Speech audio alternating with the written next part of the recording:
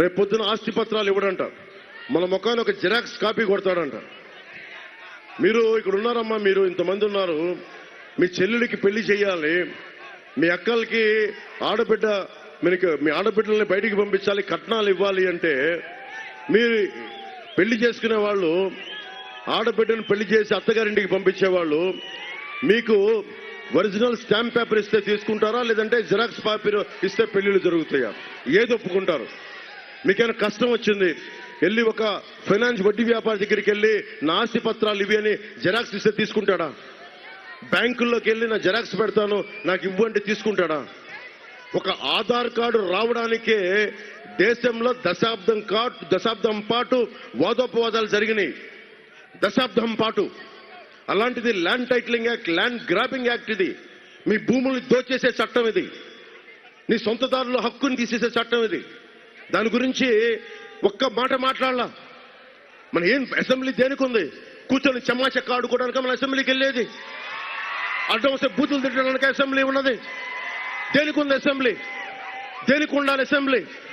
ప్రత్యర్థి పార్టీలు దేనికి ఉంటాయి? ప్రత్యర్థి పార్టీలు దేనికి ఉంటాయి? ప్రత్యర్థి పార్టీలు ఉన్నది ఒక చట్టం తీసుకొస్తున్నప్పుడు చట్టంలో తాలూకు లోపాలు, నష్టాలు, లాభాలు చర్చించడానికి. 30కి తక్కువగా ఉన్న టీడీపీని నువ్వు మాట్లాడితే వాళ్ళ ఇంట్లో ఆడవాళ్ళని తిట్టి అసెంబ్లీ నుంచి బయటికి పంపించేశావు. చర్చలు లేవు, వాదోపవాదాలు లేవు. ఎలా చేస్తాం? ప్రధానమంత్రి గారు కూడా ఫార్మర్స్ యాక్ట్ పట్టుకొస్తే, రైతు చట్టం పట్టుకొస్తే మంచి చట్టం అది. ఎక్కడున్నా సరే దేశంలో ఏ మూల రైతు ఉన్నా ఆ రైతు తన సంపదను ఎక్కడికైనా అమ్ముకోగలిగే చట్టం అది.